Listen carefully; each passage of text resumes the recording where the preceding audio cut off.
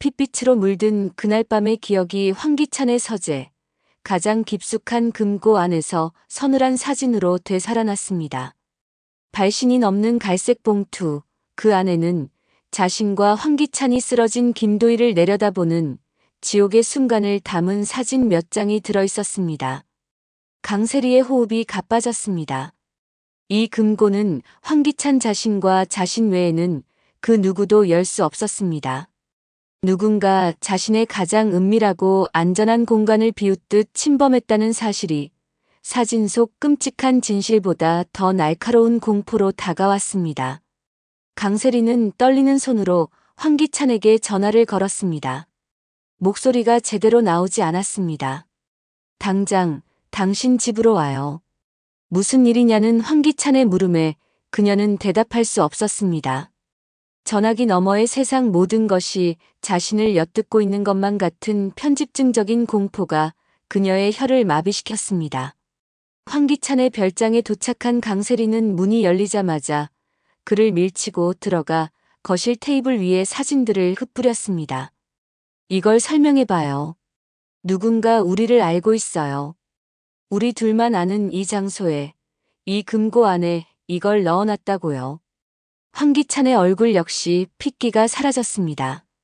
그는 단순한 협박이 아님을 직감했습니다. 이것은 단순한 경고가 아니라 모든 것을 알고 있고 언제든 파멸시킬 수 있다는 자신감의 표현이었습니다. 그는 사진을 뒤집어 보았지만 아무런 단서도 없었습니다. 황기찬은 혼란에 빠진 강세리와 달리 이 상황을 만든 보이지 않는 적의 의도를 파악하려 애썼습니다. 상대는 서두르지 않고 마치 고양이가 쥐를 가지고 놀듯이 자신들을 서서히 조여오고 있었습니다. 불안에 떠는 강세리를 보며 황기찬은 생각했습니다. 이 불안과 공포가 바로 적이 원하는 것임을. 진정해, 강세리. 소리 지르고 당황하는 건 상대가 가장 바라는 그림이야. 하지만 강세리의 귀에는 아무것도 들리지 않았습니다. 강재인 아니면 김도윤. 그들 짓이 분명해요. 그들이 우리를 지켜보고 있었던 거야. 바로 그 시각 김도윤과 강재인은 서로의 눈을 바라보며 치밀하게 다음 단계를 계획하고 있었습니다. 국과수 선배를 통해 비공식적으로 확보한 협박 편지 속 강세리의 지문은 반격의 첫 번째 신호탄에 불과했습니다.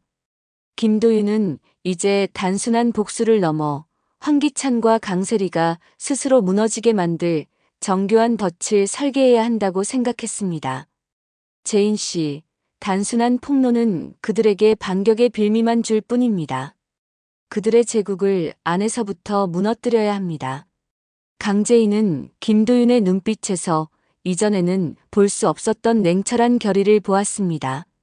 그녀는 더 이상 슬픔에 잠긴 피해자가 아니었습니다. 자신의 삶을 송두리째 앗아간 자들에게 가장 고통스러운 방식으로 되갚아주기로 결심한 투사였습니다. 좋아요. 어떻게 하면 되죠? 김도윤은 YL그룹의 사내 게시판을 가리켰습니다. 소문은 불보다 빠르게 번지고 의심은 독처럼 퍼져나갑니다. 우리는 그들에게 진실을 던져주는 것이 아니라 그들끼리 서로를 의심하고 물어뜯게 만들 미끼를 던질 겁니다. 다음 날 아침 YL그룹 사내 게시판에 김도의 살인사건, 알려지지 않은 진실이라는 제목의 글이 올라왔습니다. 내용은 교묘했습니다. 황기찬과 강세리가 진범이라는 직접적인 지목 대신 사건 당일 두 사람의 의심스러운 행적과 최자영이 범인이 아닐 수도 있다는 여러 정황을 짜깁기에 올렸습니다. 마치 내부 고발자가 조심스럽게 진실의 조각을 던진 것처럼 보이도록 꾸몄습니다.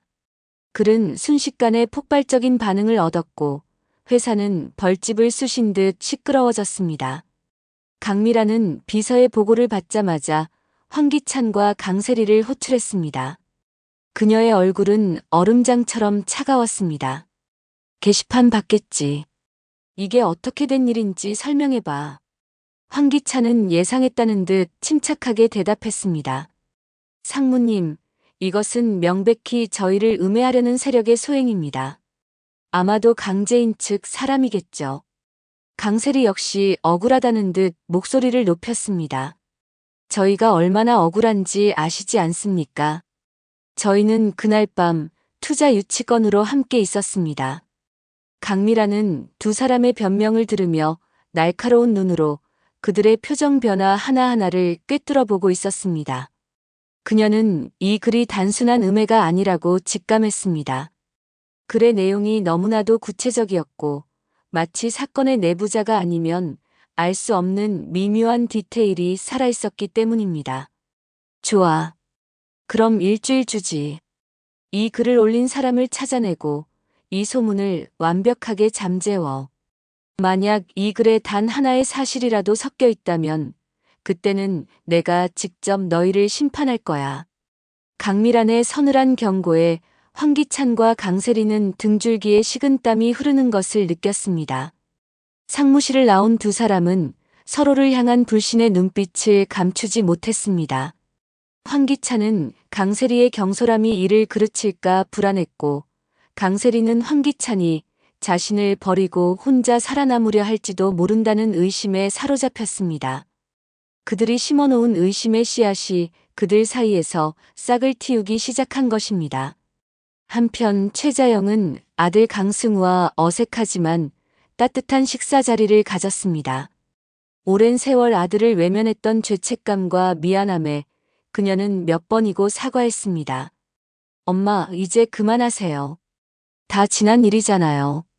강승우는 애써 덤덤한 척했지만 어머니의 진심 어린 눈물에 그의 마음속 얼음벽도 조금씩 녹아내리고 있었습니다. 그 모습을 멀리서 지켜보는 시선이 있었습니다. 강미란이었습니다. 그녀는 자신이 누렸어야 할 아들과의 단란한 시간을 빼앗아간 최자영을 보며 속에서 들끓는 분노를 억눌렀습니다. 최자영, 내 행복은 여기까지야. 내가 가진 모든 것을 동원해서라도 너를 지옥으로 끌어내릴 거야. 그녀의 복수심은 이제 걷잡을 수 없는 불길이 되어 타올랐습니다. 강미라는 곧장 정윤이의 치킨집으로 향했습니다. 그녀는 다짜고짜 정윤에게 강재인이 당신의 딸 김도희를 죽인 살인범 최자영의 딸이라는 사실을 폭로했습니다. 정윤이의 세상이 무너지는 듯 했습니다.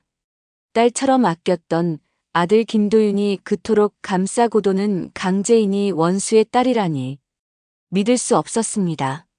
하지만 강미란이 내민 최자영과 강재인이 함께 찍힌 사진은 부인할 수 없는 증거였습니다. 정윤이는 온몸에 힘이 빠져나가는 것을 느끼며 주저앉았습니다. 그녀의 머릿속은 혼돈 그 자체였습니다. 선하고 착하기만 했던 강재인의 얼굴 위로 딸을 죽인 살인자의 얼굴이 겹쳐 보이기 시작했습니다. 강미란은 정윤의 무너지는 모습을 보며 차가운 만족감을 느꼈습니다. 심지어 강재인이 지금 김도윤과 함께 살고 있다는 사실까지 덧붙이며 아들이 원수의 딸에게 넘어가 이성을 잃었다고 쐐기를 박았습니다. 정윤이의 마음은 갈기갈기 찢어졌습니다. 아들에 대한 믿음과 강재인을 향한 애정이 배신감과 의심으로 변질되는 끔찍한 순간이었습니다. 강미란이 떠나고 홀로 남은 정윤이가 넋을 잃고 있을 때 가게 안 TV에서 긴급 뉴스 속보가 흘러나왔습니다. 김도의 살인 사건의 진범이 YL그룹 황기찬 회장과 강세리 씨인 것으로 밝혀졌습니다. 경찰은 김도윤 씨가 제출한 결정적 증거를 정윤이는 자신의 눈과 귀를 의심했습니다. 방금 전 강미란에게 들었던 이야기와는 전혀 다른 충격적인 진실이었습니다. 그렇다면 최자영은 범인이 아니었고 강재인은 원수의 딸이 아니었습니다. 자신이 방금 전까지 얼마나 끔찍한 오해로 착한 아이를 의심하고 미워했는지 깨닫는 순간 정윤이의 가슴은 무너져 내리는 듯한 죄책감으로 가득 찼습니다. 제인아, 내가 미안하다. 그녀는 흐르는 눈물을 주체할 수 없었습니다. 밖으로 나와 차를 타려던 강미란 역시 길 건너편 전광판의 뉴스 속보를 보고 그 자리에 얼어붙었습니다. 자신의 복수심이 완전히 잘못된 사람을 향해 있었다는 사실, 자신의 손으로 무고한 사람들에게 씻을 수 없는 상처를 주었다는 진실이 그녀를 덮쳤습니다. 경찰서 조사실, 김도윤이 제출한 최자영 차량의 블랙박스 복원 영상 앞에서 황기찬과 강세리는 모든 것을 자백했습니다. 그들의 완벽 범죄는 산산조각 났습니다. 김도윤은 경찰서를 나오며 비로소 동생의 억울한 죽음 앞에 떳떳해질 수 있었습니다. 그러나 그의 싸움은 아직 끝나지 않았습니다. 그는 황기찬과 강세리, 두 사람만으로는 설명되지 않는 사건의 미심쩍은 구석들을 떨쳐낼 수 없었습니다. 그들이 그토록 대담하게 범죄를 저지르고 은폐할 수 있었던 배후, 그 거대한 힘의 정체가 무엇인지 밝혀내야 했습니다. 며칠 후 구치소에 수감된 황기찬으로부터 김도윤에게 한 통의 편지가 도착했습니다. 편지에는 단 한 문장만이 적혀 있었습니다. 나를 움직인 손은 따로 있다. 김도윤의 심장이 차갑게 내려앉았습니다. 황기찬과 강세리는 거대한 체스판 위의 말에 불과했다는 뜻이었습니다. 모든 것이 끝났다고 생각했던 순간 보이지 않던 진짜 적이 서서히 그 모습을 드러내기 시작했습니다. 그 순간 김도윤의 휴대폰이 울렸습니다. 화면에 뜬 것은 발신자 표시 제한이라는 6글자였습니다. 망설임 끝에 전화를 받자 기계로 변조된 섬뜩한 목소리가 그의 귓가에 속삭였습니다. 김도희가 왜 죽어야만 했는지 이제부터 알려주지.